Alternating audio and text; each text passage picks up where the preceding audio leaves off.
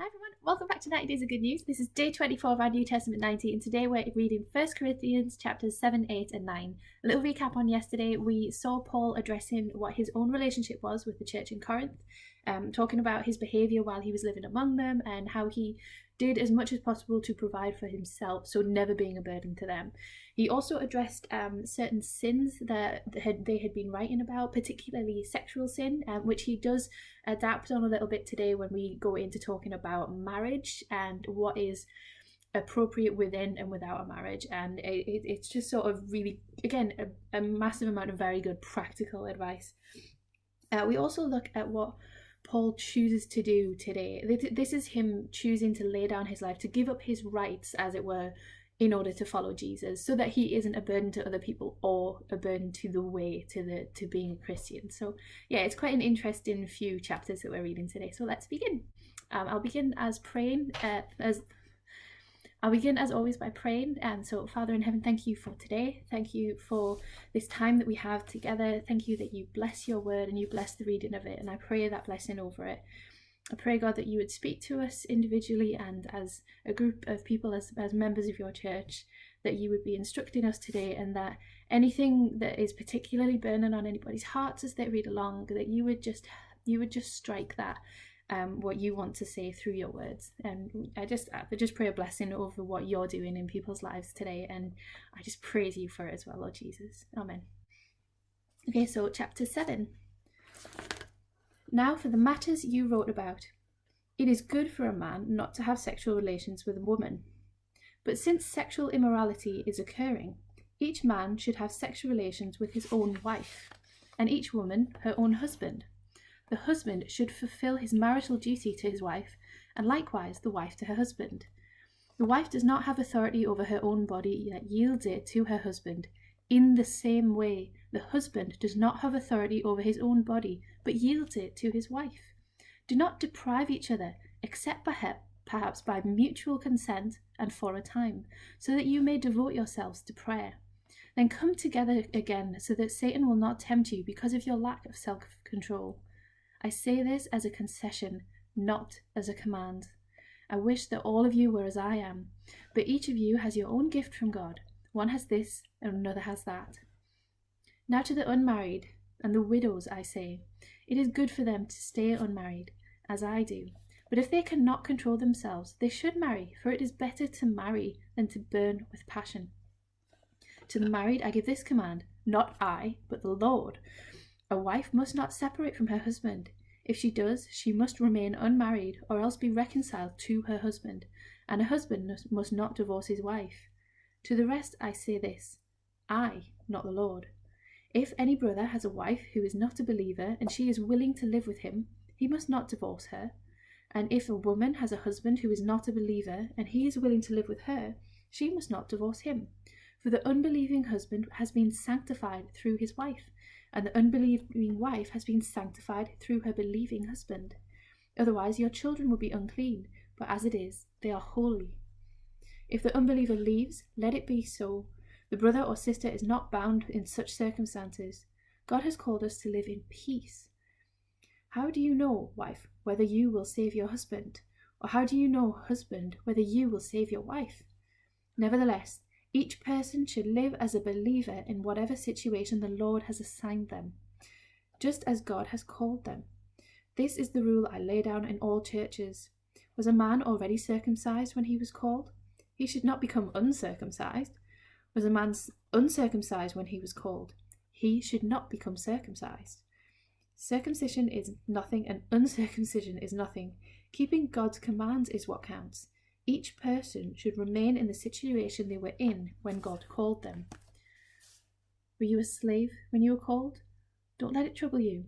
Although if you can gain your freedom, do so. For the one who was a slave when called to faith in the Lord is the Lord's freed person. Similarly, the one who was free when called is Christ's slave. You were bought at a price. Do not become slaves of human beings. Brothers and sisters, each person, as responsible to God, should remain in the situation they were in when God called them.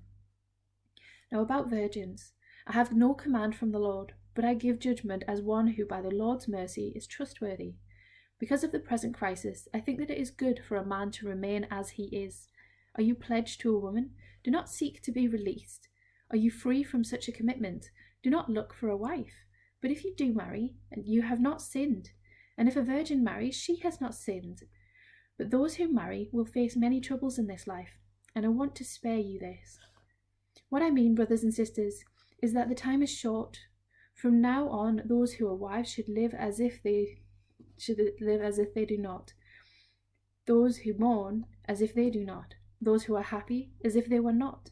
Those who would buy something, as if they were not theirs to keep. And those who use the things of the world, as if not engrossed in them. For this world is in its present form passing away. I would like you to be free from concern. An unmarried man is concerned about the Lord's affairs. How can he please the Lord? But a married man is concerned about the affairs of the world. How can he please his wife? And his interests are divided. An unmarried woman or virgin is concerned about the Lord's affairs. Her aim is to be devoted to the Lord in both body and spirit. But a married woman is concerned about the affairs of this world. How can she please her husband? I am saying this for your own good, not to restrict you, but that you may live in a right way in an undivided devotion to the Lord. If anyone is worried that he might not be acting honourably towards the virgin he is engaged to, and if his passions are too strong, and he feels he ought to marry, he should do as he wants. He is not sinning. They should get married. But the man who has settled the matter in his own mind, who is under no compulsion and has control over his own will, who has made up his mind not to marry, this man also does the right thing. So then, he who marries the virgin does right, but also he who does not marry her does right, or does better.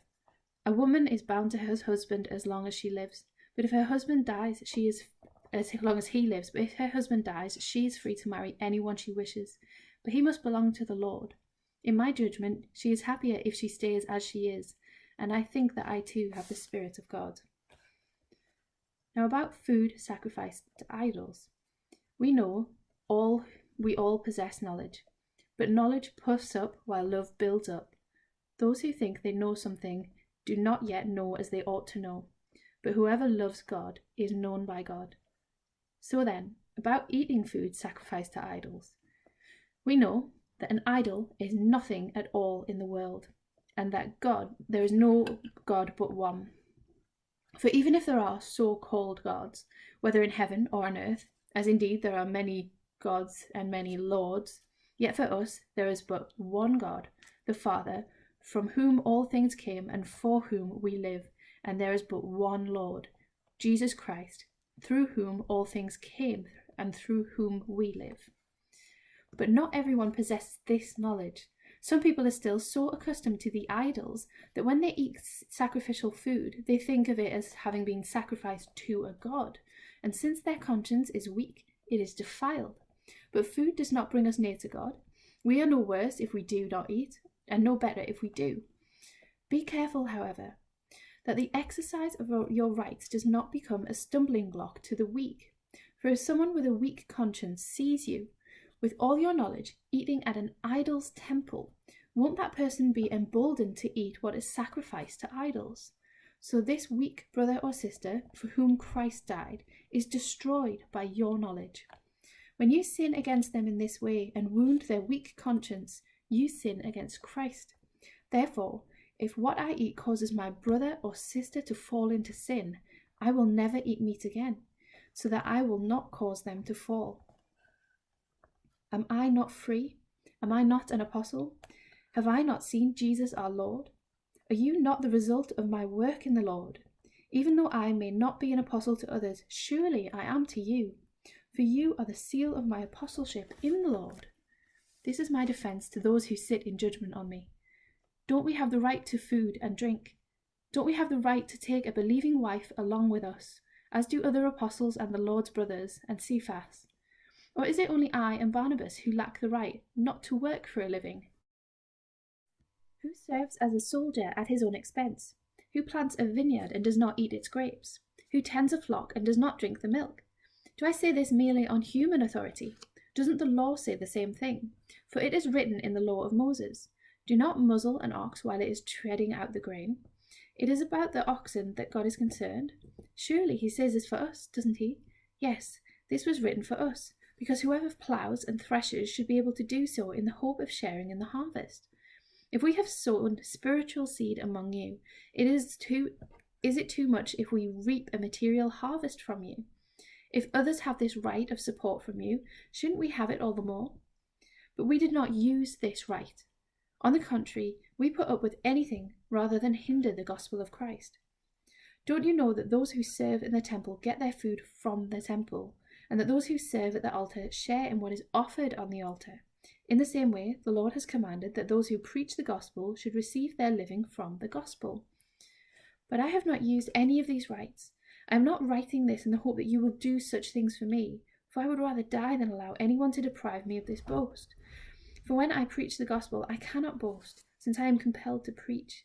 Woe to me if I do not preach the gospel. I preach voluntarily. I have reward. If not voluntarily, I am simply discharging the trust committed to me. What then is my reward? Just this, that in preaching the gospel, I may offer it free of charge, so not make full use of my rights as a preacher of the gospel. Though I am free and belong to no one, I have made myself a slave to everyone, to win as many as possible. To the Jews, I became like a Jew to win the Jews. To those under the law, I became like one under the law, though I myself am not under the law, so as to win those under the law. To those not having the law, I became like one not having the law, though I am not free of God's law, but I am under Christ's law, so as to win those not having the law. To the weak, I became weak to win the weak. I became all these things to all people, so that by all possible means I might save some.